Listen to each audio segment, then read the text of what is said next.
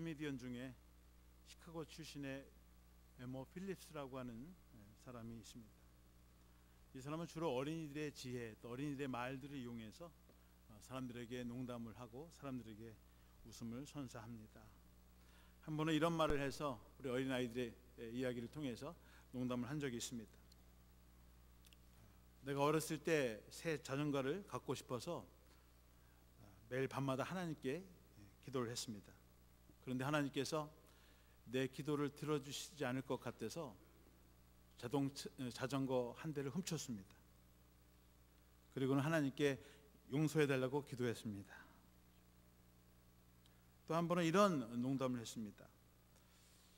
제가 최근에 어떤 사람을 만났습니다. 그래서 그분에게 이렇게 물었습니다. 당신은 개신교인입니까? 캐톨릭 신자입니까? 그러자 그는 개신교입니다라고 대답을 했습니다. 그래서 저도 개신교 신자입니다. 만나서 반갑습니다. 그리고 나서는 당신은 어느 교단에 속해 있습니까? 물었더니 저는 침례 교단의 교회를 다니고 있습니다. 그래요? 저도 침례 교단 교회를 다니고 있습니다. 그리고 나서는 다시 물었습니다. 서던 베프티스입니까? 노던 베프티스입니까? 저는 노던 베프티스인데요. 그래요? 반갑습니다. 저도 노던 베프티스입니다. 그리고 마지막으로 물었습니다. 당신은 노던 베프티스트 1879년도 총회파입니까? 아니면 노던 베프티스트 1912년도 총회파입니까? 그러자 그는 1912년도 총회파입니다. 그래서 저는 당신은 이단이군요. 오랫동안 수백 년 동안 한 교단, 한 교파, 한 교회에서 생활해온 사람들이 작은 교리적인 차이가 있다고 해서 서로 분열하고 서로 이단이라고 정죄하면서 다투는 것이 바로 오늘 우리들의 교회의 모습이 아닌가 생각합니다. 자신의 신앙적인 교리, 신학적인 차이가 있으면 서로 대화를 통해서 오해를 풀고 그리고 믿음으로 하나가 되어야 할 것입니다. 기독교 역사상 문제없는 교회, 문제없는 교파는 없었습니다. 초대 교회만큼 교리적으로 신학적으로 논쟁을 많이 한 그러한 때도 없었습니다. 유대교라고 하는 수백 년, 수천 년 동안 내려오는 유대교라고 하는 종교가 기독교라고 하는 종교로, 새로운 종교로 탈바꿈할 때 그 과정에서 얼마나 많은 논쟁과 갈등과 반목과 정죄함이 있었는지 우리는 그 당시에 없어서도 상상할 수 있습니다. 초대 교회 때 사도들과 빌립 집사들도 하나님의 복음을 위해서, 그리스도의 복음을 전파하기 위해서 예루살렘 또 그 밖에 있는 사람들에게 전파하기 시작했습니다.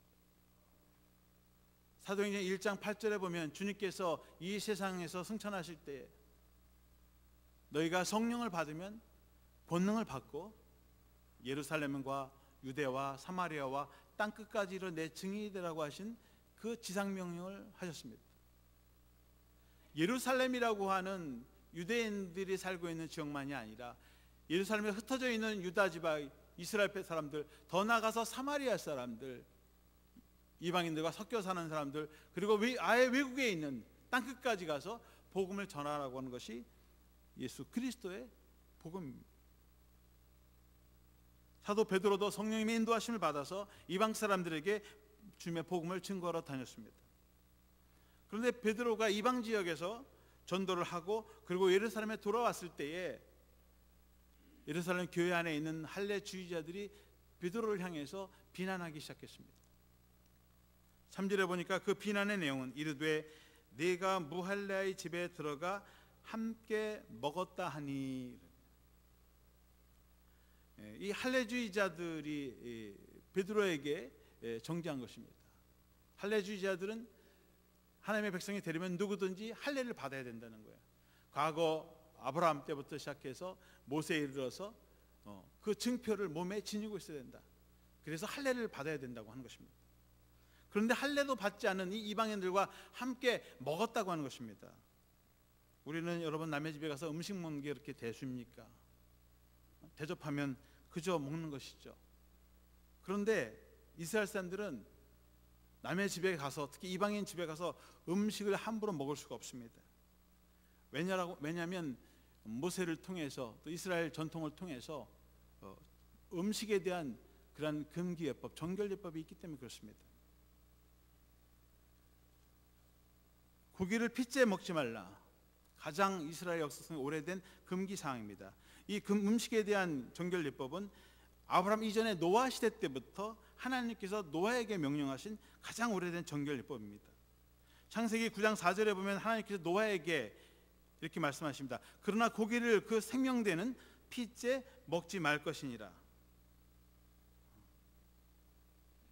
이 노아 시대 때부터 시작했던 음식에 대한 정결예법은 모세 때 와서 성문화되었고, 그리고 그 성문법을 지금까지도 유대인들은 그 말씀을 지키고 율법대로 소위 꼬셔라고 해서 피가 들어가 있지 않는 그런 음식을 구별해서 먹고 있는 것입니다. 레위기 17장 12절에 보면 너희 중에 아무도 피를 먹지 말며 너희 중에 거류하는 거류민이라도 피를 먹지 말라. 모세 시대에 와서는 이 핏째 먹지 말라고 하는 것이 이제는 이스라엘 백성들만이 아니라 함께 거류하는, 이스라엘로 귀화했든지 이스라엘 사람들과 섞였든지 아니면 결혼을 해서 이스라엘 사람들로 귀화했든지 그 모든 가족이나 주위의 사람들도 핏째 먹지 말라, 그렇게도 확장되었습니다. 그런데 창세기 9장 5절 노아에게 하신 그 창세기 9장 4절 그 다음 구절을 보게 되면 하나님께서 이렇게 말씀하십니다. 내가 반드시 너희의 피 곧 너희 생명의 피를 찾으리니 짐승이면 그 짐승에게서, 사람이나 사람의 형제면 그에게서 그의 생명을 찾으리라. 그러니까 하나님께서 핏째 먹지 말라고 하는 것은 그 피 자체가 우리에게 해가 되거나 더럽거나 악해서가 아니라 피는 생명을 소유하는 것, 상징하는 것이고, 그 생명을 상징하는 피는 아무도 취할 수가 없다는 거예요. 생명은 하나님이 주인이시기 때문에, 생명은 하나님으로부터 왔기 때문에 그 피를 하나님께 돌려야 된다고 하는 거예요. 그래서 너희는 피를 먹지 마라. 그것은 하나님의 것이니까 그건 하나님께 드리고 너희는 고기만 먹어라, 그런 의미예요. 피가 먹어서 우리가 어떻게 죄가 되고 그 피가 더럽고 우리 해가 돼서 그런 것이 아닙니다.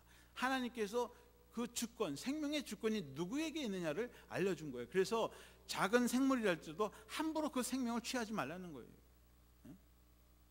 그런 의미에서 노아에게 이러한 정결예법을 준 것입니다. 베드로가 정결예법을 몰라서 다른 이방인들의 집에 가서 음식을 먹은 게 아니죠. 사실은 베드로도 그 정결예법을 따라서 꼬셔를 먹었고, 그리고 가급적이면 그런 이방인들의 음식을 피해왔던 것입니다. 그런데 그의 사고가 바뀌어지고 생각이 바뀌어지는 기회가 생겼습니다.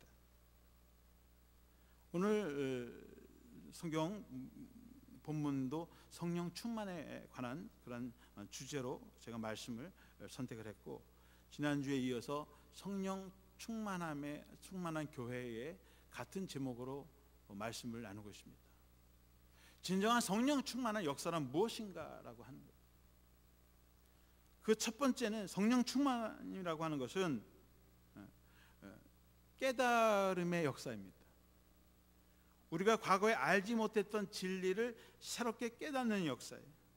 우리가 잘못 생각해 왔고 살아왔던 그 방식, 그것들을 새롭게 변화시키는 변화의 역사다. 5절 말씀해 보시면 이르되 내가 요빠시에서 기도할 때에 황홀한 중에 환상을 보니 큰 보자기 같은 그릇이 네 귀에 매어 하늘로부터 내려 내 앞까지 드리워지거늘. 베드로가 전도하러 요빠시까지 왔습니다. 이 요빠시는 예루살렘에서 북서쪽으로 55km 떨어진 항구 도시입니다. 그 역사적으로 이 요빠라고 하는 항구 도시는 솔로몬이 하나님의 성전을 지을 때 레바논의 백향목을 운반할 때에 배를 통해서 예루살렘에 가져오기 위해서 배가 드나들던 그 항구가 바로 요빠예요.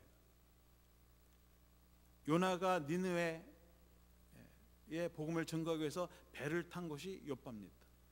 그만큼 예루살렘과 그렇게 많이 떨어져 있지 않지만 그곳에는 외국 상인들이 드나드는 그러한 소위 무역 도시이죠. 왕래하는 그런 도시입니다. 해외로 나가고 들어오는 만나는, 우리나라 같으면 부산항, 인천항쯤 되겠죠. 바로 그런 것입니다. 그곳에 가서 복음을 증거하게 된 거예요. 이 요뽀가 더 도시가 확장되고 발전하면서 북쪽에 생긴 것이 텔아비브 도시예요. 텔아비브라고 하는 국제 도시가 된 것입니다. 그런데 이 요뽀에 왔을 때 기도했습니다. 기도하는데 황홀경에 들어갔다는 거예요. 그것은 성령님의 임재하심, 그 충만한 가운데 들어갔을 때에 환상이 보여졌다. 환상을 보니까 하늘에서 큰 보자기가 내려오는데 네 구퉁이를 메고 그 안에 많은 짐승들이 가득 담겨져 있는 거예요. 베드로가 보니까 거기에 짐승들이 가득 차 있는데 보니까 성경에서 말하는 정결례법에서 얘기하는 부정한 짐승들이 거기 다 있는 것입니다. 그런데 7절에 보시면 또 들으니 소리 있어 내게 이르되 베드로야 일어나 잡아먹으라 하거늘. 기도 가운데 환상이 보는데 일어나 그 잡아먹으라고 하는 것입니다. 베드로가 8절에 내가 이르되 주님 그럴 수 없나이다. 내게 이르되 하나님이 깨끗하게 하신 것을 네가 속되다 하지 말라 하더라. 베드로가 주님께 주님 안 됩니다. 이것은 속된 것입니다. 하나님께서 이미 금지하신 그러한 짐승들이고 그런 생물들입니다. 내가 어떻게 먹을 수 있겠습니까? 그러니까 하나님께서 말씀하시는 것이 내가 깨끗하게 한 것을 네가 속되다고 하지 마라. 베드로가 모세의 정결 예법, 자기가 믿고 알고 와 있던 그런 율법, 하나님의 말씀을 믿고 하나님께서 속되다고 하는 것으로 알고 그것을 어떻게 먹을 수 있겠습니까? 할 때 아니다. 내가 깨끗하게 한 것을 속되다고 하지 마라. 하나님이 이 세상의 모든 피조물들은 다 선하게 창조하셨습니다. 그런데 모세의 광야 시대에 와서 모세에게 정결律법을 주셨어요. 레위기 11장 3절에 보면 모든 짐승 중 굽이 갈라져 쪽발이 되고 새김질하는 것은 너희가 먹되 쪽발이 갈라지지 않거나 아니면 대새김질하지 못하는 그런 짐승은 먹지 말라고 하는 것입니다. 여러분 광야에서 이스라엘 애굽 땅에서 광야로 나올 때 이스라엘 백성들이 먹을 것이 없습니다. 그러니까 먹을 것이 없고 그나마 하나님께서 아침에는 만나 저녁에는 메추라기 그거밖에 먹을 게 없는데 뭐 지나다가 뭐 들짐승이 나타나면 다 잡아먹는 거예요. 뭐 코프라가 나타나면 그 코프라 잡아서 먹고요. 전갈막 먹고요.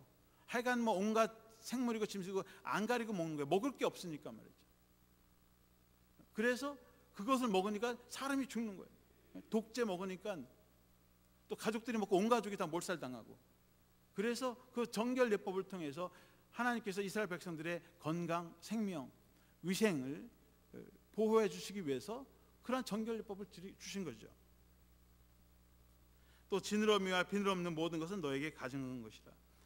수중 생물들 중에서도 너희들이 먹으면 해가 내니까 그런 것은 가급적 먹지 말라는 거예요.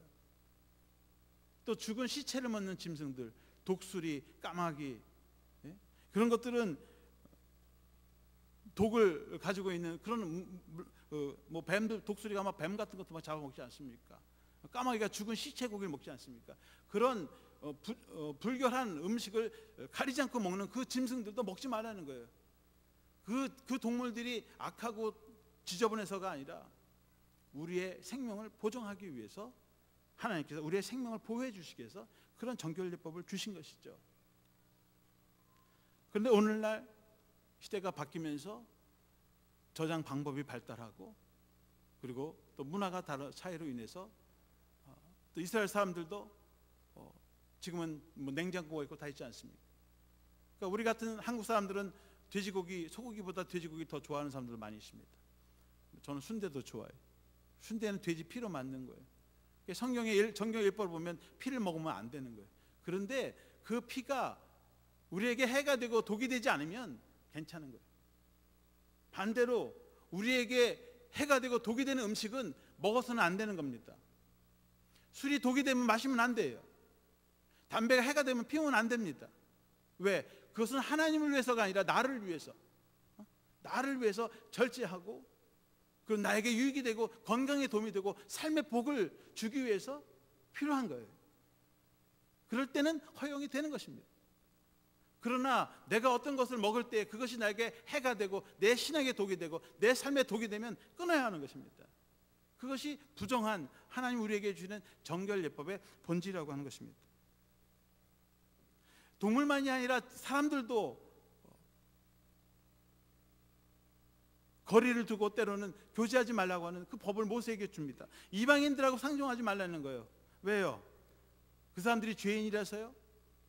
그 사람들이 우리가 피부가 다르고 문화가 다르고 저 사람들은 저주받은 민족이라서요? 아니요. 그들이 믿는 신앙, 그들이 믿는 우상을 섬겨서 나도 동화돼서 나도 그 사람들과 물들지 말라고 하는 거예요. 이스라엘 백성들이 가나안 땅에 들어가면 그 가나안 땅의 풍요로운 땅에서 쾌락의 신, 세상의 신, 성공의 신, 부의 신, 재물의 신을 섬기는 그 이방인들과 접촉하게 되면 나도 물드니까 그들과 가까이지 말라는 거예요. 그런데 예수님의 시대에 와서는 아니다라고 하는 거죠. 이제는 그들에게 물을 드는 것이 아니라 그들로 가면 나의 하나님의 백성으로 삼고 그들을 복음의 능력으로 그들을 변화시키고 복음의 사람으로 하나님의 사람으로 변화시키라고 하는 거죠. 이제는 수동적으로가 아니라 이제는 더 능동적으로 그들에게 다가가서 그들을 변화시키라고 하는 것입니다. 좋지 않은 친구가 있어요. 만나야 될까요? 말아야 될까요? 내가 가서 그 사람을 변화시킬 수 있는 능력이 있고 믿음이 있으면 다가가야 돼요. 그런데 그 사람보다 믿음이 없어요. 그 사람이 주장하는 이론이 나보다 약해요. 그럼 어떻게 됩니까? 피해야 되는 거죠. 나에게 유익이 되고 덕이 되는 사람과 교제해야 되고 또 때로는 우리 주위에 있는 사람들에게 다가가서 그 사람을 변화시키고 도움을 줄 수 있는 능력이 나에게 있으면 그에게 가까이 나가야 하는 것입니다. 그것이 정결예법이 주는 말씀입니다. 여러분 앞장에 가면 사도행전 10장 28절에 이렇게 사도 베드로가 얘기합니다. 이르되 유대인으로서 이방인과 교제하며 가까이 하는 것이 위법인 줄은 너희도 알거니와 하나님께서 내게 지시하사 아무도 속되다 하거나 깨끗하지 않다 하지 말라 하시기로. 사실 정결 그 환상에서 본 짐승들은 그냥 먹을 것을 이야기하는 것만이 아니라 사실은 사람들을 향해서 하나님이 베드로에게 주신 새로운 비전입니다. 이미 부정하다고 정죄된 그러한 사람들에 대해서 함부로 하나님께서 그들을 속되다고 그들이 죄인이라고 정죄하지 말라는 거예요. 오히려 그들을 통해서 하나님의 영광을 바라볼 수 있고 하나님의 나라를 세우는 그런 동역자로서 그들에게 다가가서 그들을 만들려고 하는 것입니다. 이런 의미에서 우리와 피부가 다르다고 해서 우리와 문화가 다르다고 해서 그들을 배척하고 정죄하고 혐오하는 그런 일들은 배제해야 됩니다. 그것은 하나님의 뜻을 하나님의 비전을 어긋나게 하는 길입니다. 사도 베드로가 하나님의 환상을 통해서 비전을 통해서 이전에 자신이 믿고 가지고 왔던 고정관념, 선입견, 심지어는 그게 하나님의 말씀에 기록되어 있다 하더라도 바뀌어지는, 그래서 더 큰 비전을 품게 되는 변화의 역사가 일어난 것입니다. 성령 충만이라고 하는 것은 우리가 가지고 있는 잘못된 선입견, 고정관념을 깨워버리고 자신의 생각을 넘어서 하나님의 비전으로 하나님의 새로운 환상으로 받아들이는 역사입니다. 그래서 성령 충만은 하나님의 비전을 성취하는 역사입니다. 내 꿈, 내 비전, 내 생각, 내 의견을 관철시키는 역사가 아니라 하나님의 비전을 내 삶 가운데 이 세상에 실현시키는 것이 바로 성령 충만함의 역사인 것입니다. 12절에 보시면 성령이 내게 명하사 아무 의심 말고 함께 가라 하시매 이 여섯 형제도 나와 함께 가서 그 사람의 집에 들어가니. 베드로가 그 환상을 보고 기도하고 나는데 세 사람이 찾아왔습니다. 세 사람이 와서 하는 말이 우리 주인님이 당신을 찾는데 함께 가십시다. 보니까 유대인이 아니에요. 이들은 이방인이에요. 피부 색깔이 다르고 벌써 언어가 다르고 생김새도 다르고 어떻게 해야 될까? 그런데 성령님께서 사도 베드로에게 감동을 주시기를 아무 의심하지 말고 함께 가라. 그런데 여기 보면 혼자 간 게 아니라 여섯 형제도 나와 함께 갔다. 여기 형제는 믿음의 형제를 말하는 것이고 사도들을 말하는 것입니다. 하나님께서 비전을 주시면 그 비전을 너 혼자 이루라고 하지 않는다고 하는 거예요. 그 비전을 향해서 함께 일하는 사람들을 보내주시고 그들이 그 길을 인도하게 하고 또 그 일에 동참할 수 있도록 동역자도 붙여주신다고 하는 거죠. 성령의 역사는 나 혼자 하나님과 은혜 받고, 물론 그렇게 해서 하나님의 계시를 받는 것이죠. 그렇게 해서 비전을 받는 것이죠. 그러나 그 일을 실천할 땐 나 혼자만 하는 것이 아니라 하나님께서 천사들을 보내주시고 사람들을 보내주시고 함께 일할 수 있는 동역자를 붙여주신다고 하는 것입니다. 3명의 천사가 찾아왔어요. 마치 아브라함에게 3명의 천사가 찾아와서 아브라함에게 내년 이맘때에 내가 아들을 낳을 것이다, 그에게 꿈을 주고 비전을 준 것처럼 베드로에게도 3사람이 찾아왔습니다. 우리와 함께 갑시다. 3사람 중에 한 사람은 고넬료의 부하이고 2사람은 하인입니다. 고넬료의 사람들입니다. 베드로가 전혀 만나보지 알지도 못하는 그런 사람들이 이끌려서 고넬료에게 갔습니다. 여러분도 알다시피 고넬료는 이탈리아의 군대 장수죠. 장교입니다. 백부장, 100명을 다스리는, 요즘 같으면 중대장 계급에 속하는 그런 사람입니다. 집안에 들어가 보니까 고넬료라고 하는 이탈리아 장교가 나와서 맞이해 줍니다. 그리고 그들이 주님의 말씀을 듣기를 원합니다. 그래서 베드로가 그들에게 주님의 말씀을 증거합니다. 그런데 고넬료라는 사람에게 그렇게 물었겠죠. 아니 어떻게 나 같은 사람 나를 불렀습니까? 그러니까 고넬료가 자기에게 했겠죠. 사도행전 10장에 가면 자세한 이야기들이 더 나와 있습니다. 사도행전 10장 30절 31절에 보면 고넬료가 이르되 내가 나흘 전 이맘때까지 내 집에서 제9시기도를 하는데 갑자기 한 사람이 빛난 옷을 입고 내 앞에 서서 말하되 고넬료야, 하나님이 내 기도를 들으시고 내 구제를 기억하셨으니. 고넬료가 이스라엘에 귀한 거죠. 하나님을 믿고 그리고 시간에 맞춰서 본인도 기도했던 사람이죠. 9시 기도 시간에 맞춰서 기도하는데 환상 중에 흰 옷을 입은 사람이 나타났습니다. 그래서 너의 기도를 들으시고 네 구제를 들으시고 그리고 너의 앞길을 인도할 사람을 내가 보내주겠다, 가서 그를 데리고 오라는 것입니다. 이 얘기를 하고 고넬료가 베드로를 초청한 것입니다. 베드로가 고넬료의 집에 와서 그들에게 말씀을 전할 때 성령님이 임했다는 거예요. 초대교회, 예루살렘 교회에서 자신이 말씀을 증거할 때 3,000명이 회개하고 성령의 역사가 일어난 것처럼 그 가정에도 성령의 역사가 동일하게 일어났다고 하는 것입니다. 오늘 16절 말씀에 내가 주의 말씀에 요한은 물로 세례를 베풀었으나 너희는 성령으로 세례를 받으리라 하신 것이 생각났더라. 베드로가 고넬료의 가정에 성령이 임하는 것을 보고 주님께서 하신 말씀이 다시 생각났다는 거예요. 생각났다는 말은 히라보로 이메네스텐이란 말이고 영어로 remember, 기억하다 그런 말입니다. remember, 멤버십을 다시 회복했다. 성령의 역사를 통해서 베드로가 잃어버렸던 주님의 말씀을 다시 회복해서 주님과 다시 연결됐다, 그런 얘기죠.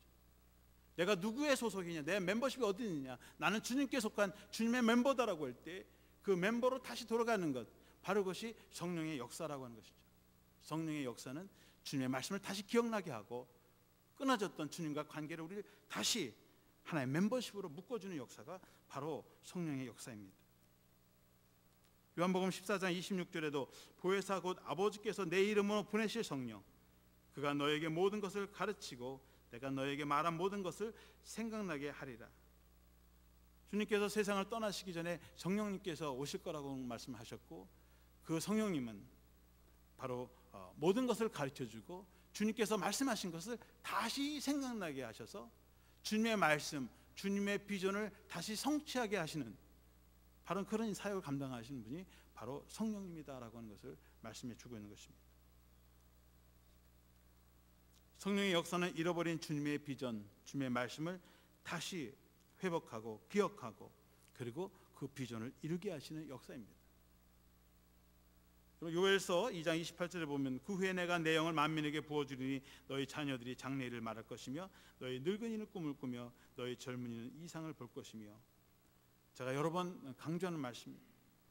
성령님께서 역사하시면 어린아이나 젊은이나 노인이나 할 것 없이 하나님의 비전을, 하나님의 꿈, 하나님의 이상, 환상을 보게 된다고 하는 것입니다. 꿈을 가져다 주시고 그 꿈을 이룰 수 있도록 인도해 주시는 분이 바로 성령님의 역사라고 하는 것입니다. 여러분, 꿈이 있습니까? 장래에 대한 소망이 있습니까? 심각하게 생각해 봐야 돼요. 만약 아무런 꿈도 없고 소망도 없고 살아간다면 정말 성령님이 내 안에 계시는 건가? 한번 의심해 봐야 됩니다. 기도하면 하나님께서 여러분들에게 새로운 비전과 꿈을 주실 줄 믿습니다. 그것이 성령의 임재의 역사예요. 어린아이나 젊은이나 노인 할 거 없이 주님은 꿈을 우리에게 허락하신다고 했습니다. 어떤 분들은 이렇게 말씀하시는 분도 있을 거예요. 나는 이제 나이가 80이 넘었는데 이 나이에 내가 무슨 꿈이 있나? 여러분, 개인에게 자신을 돌아볼 때 나는 이미 너무 늦었다, 무슨 꿈, 그렇게 말씀하실 수 있어요. 그런데 이제는 여러분 자신을 위한 꿈이 아니라 여러분들의 자녀들을 위한 꿈을 꾸시, 여러분들의 후손을 위한 꿈을 꿀 수 있습니다. 성령의 역사는 남편과 아내가 함께 꿈을 꾸는 것입니다. 부모와 자녀들이 함께 꿈을 꾸는 것입니다.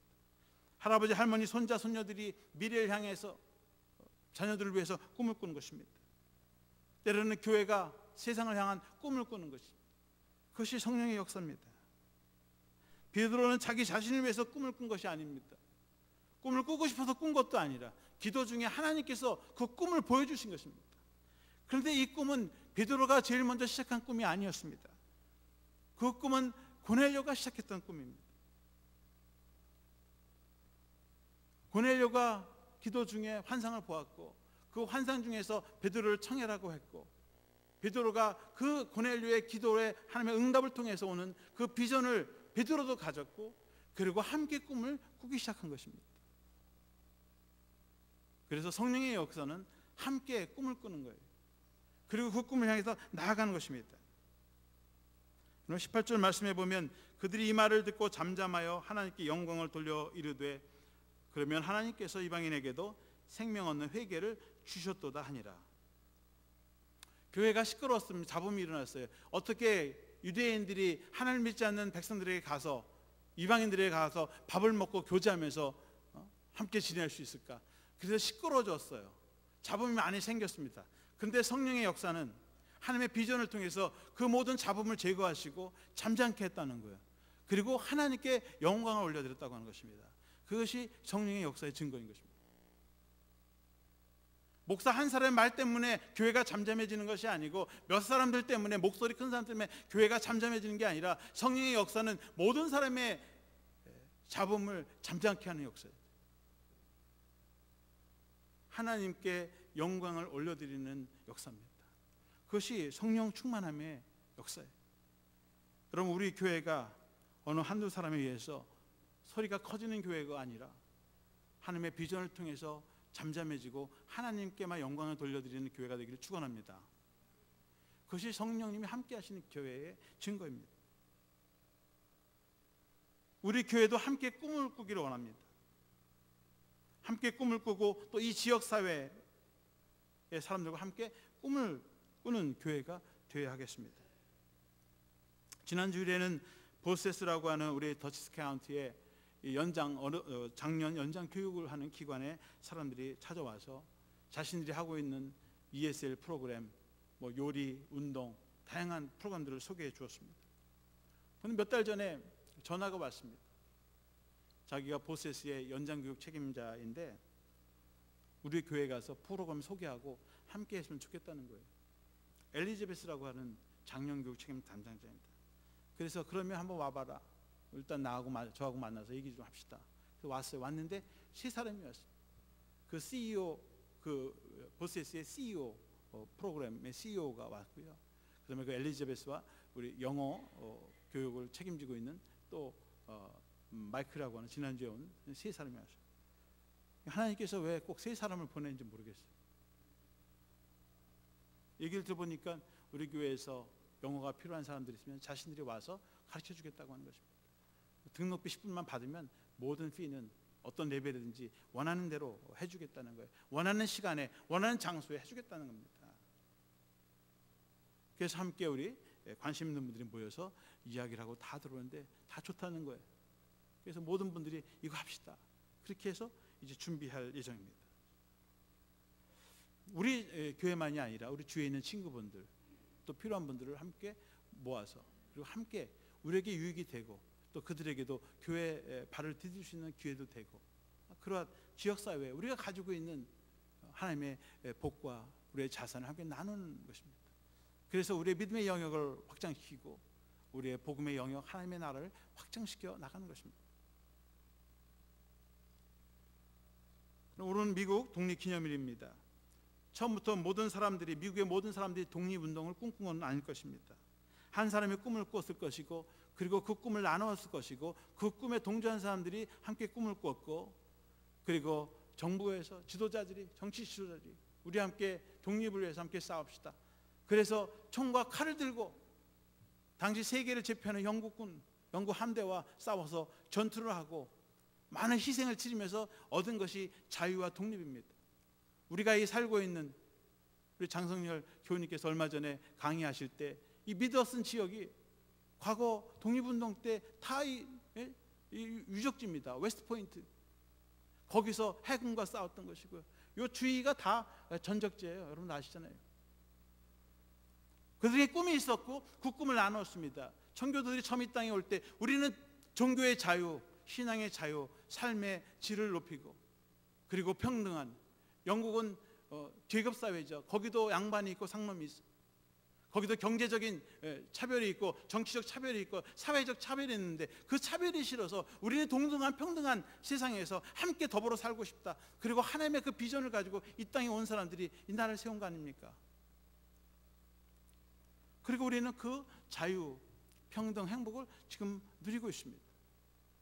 하나님께서 몇 사람들에게 꿈을 주셨고 그 비전을 이루게 하신 것이 하나님의 은혜요 성령의 역사인 줄로 믿습니다. 얼마 전에 저도 미국 시민이 되었습니다. 전에는 미국이라는 나라를 전혀 우리나라 생각 안 했는데 이제는 좀 생각하게 됐어요. 시험을 보는데 이것저것 역사를 공부하지 않습니까? 거기 하면서 미국에 대해서 좀 알게 되었습니다. 그런데 제가 그 미국 독립선언문의 두 번째 문장에 이렇게 기록된 것을 제가 발견했는데요. 모든 사람은 평등하게 창조되었고 그들은 창조주로부터 불변해 변할 수 없는 권리들을 수여받았다. 그것은 생명과 자유와 행복의 추구이다. 독립선언을 하면서 작성한 그 문구 가운데 그들이 추구하는 것은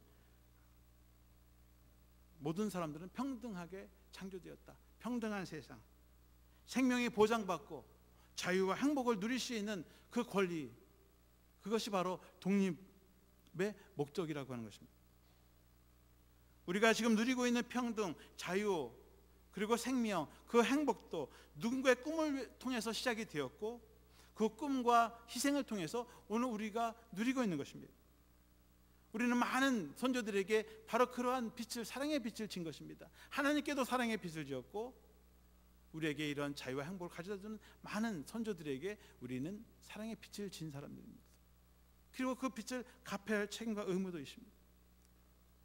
그러면 성령의 역사는 바로 이러한 꿈을, 하나님의 비전을 이루어가는 것입니다. 우리 미드허슨 교회가 정말 새 시대의 성령님의 새로운 비전을 꿈꾸면서 그 꿈을 이루어 가셔서 하나님께 영광 올려드리는 교회와 성도님들이 되시기를 주님의 이름으로 축원합니다.